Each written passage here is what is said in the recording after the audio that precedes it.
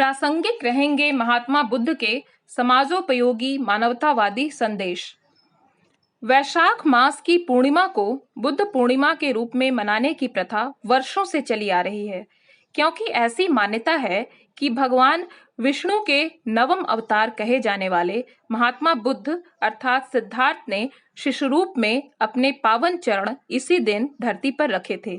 इसी दिन उन्हें निरंजना नदी के तट पर अवस्थित उरुवेला नामक गांव में सुजाता नामक कन्या द्वारा प्राप्त खीर के खाने पर पीपल वृक्ष, जिसे आज हम बोधि वृक्ष के नाम से जानते हैं, के तले ज्ञान की प्राप्ति भी हुई थी।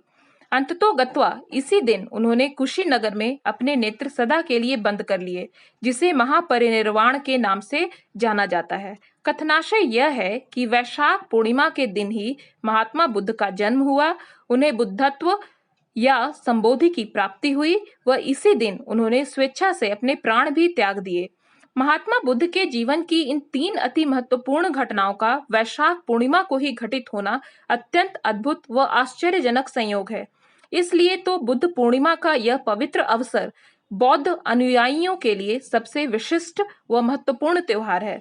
इस पुनीत अवसर पर विचारार्थ प्रश्न यह है कि आखिर वे कौन से गुण तथा कर्म हैं जिसने एक मनुष्य को महात्मा, अवतार व भगवान आदि नामों से अलंकृत कर डाला।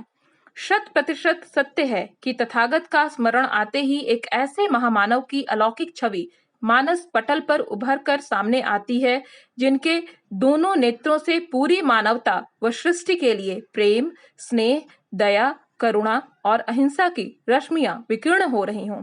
उन्नत ललाट पर जनमानस को दुखों से निवारण दिलाने के लिए सद्भावों और सद्विचारों की शांतिमय कांति दिख रही हो, वह अधरों पर संतोषमय मुस्कान की पीड़ा हरणी रेखाएं सजी हुई हों। महात्मा बुद्ध ने राजपाट के समस्त सुख वैभव का परित्याग करके इस क्षणभंगुर मानव जीवन का सार तत्व पाने की जिद ठान ली थी, ताकि सांसारिक दुखों के तमाम कारणों का निवारण ढूंढा जा सके। इस उद्देश्य को साथ लेकर गौतम सिद्धार्थ आषाढ़ पूर्णिमा की रात्रि में अपनी धर्मपत्नी देवी यशोधरा और पुत्र राहुल को गहरी निद्रा में सोता छोड़ ज्ञान प्राप्ति हेतु साधना की अनंत यात्रा पर निकल पड़े थे, जिसे महाभिनिष्क्रमण के नाम से जाना जाता है। अदम्य साहस, दृढ़ विश्वास, अदृश्य प्रेरणा शक्ति और अनन्य तपस्या के समन्वित सहयोग से बुद्ध को उस आत्मबोध की प्राप्ति हो गई जिसकी उनके व्याकुल मन को चिर प्रतीक्षा और उत्कट प्यास थी। देवी सुजाता के द्वारा खिलाई गई मीठी खीर खाकर ही उन्हें इस बोधिसत्व या बुद्धत्व की प्राप्ति हो सकी तथा वे बुद्ध कहे जाने लगे। आत्मबोध की प्राप्ति के उपरांत ही उन्होंने मध्यम मार्ग व आत्मदीपो भवः जैसे अनमोल दर्शनों को जग से साझा किया। सारनाथ के दिव्य तपोवन में अपने 5 शिष्यों को पहला उपदेश दिया था, जिसे धर्म चक्र प्रवर्तन के नाम से जाना जाता है। महात्मा बुद्ध के मतानुसार जीवन में संतुलन बनाए रखना ही परम साधना है। अति सर्वत्र वर्जयेत, अर्थात हमें किसी भी क्षेत्र में अति से परहेज करना चाहिए। गौतम बुद्ध के उपदेश समस्त मानवता के लिए प्रेरक और कल्याणकारी हैं।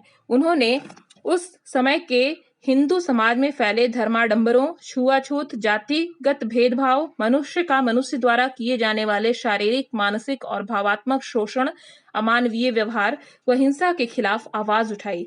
पशुबलि प्रथा को बिल्कुल असंगत व अमानवीय कृत्य बताते हुए उनका पुरजोर विरोध किया। वे अपने शिष्यों को झूठ, चोरी, नशा, साज श्रृंगार, असमय भोजन, खाट अथवा बिछौने पर सोने, स्वर्ण चांदी के प्रयोग, नृत्य गायन से दूर रहकर नियमित ढंग से ब्रह्मचर्य का पालन करने का संदेश दिया करते थे। उन्होंने सत्कर्मों को मानव की सर्वोत्कृष्टता के लिए सर्वश्रेष्ठ माध्यम बताया। महात्मा बुद्ध द्वारा अपने शिष्यों के लिए सुझाए गए ये सारे नियम कानून आज के विद्यार्थियों के लिए भी प्रासंगिक तथा तर्कसंगत हैं।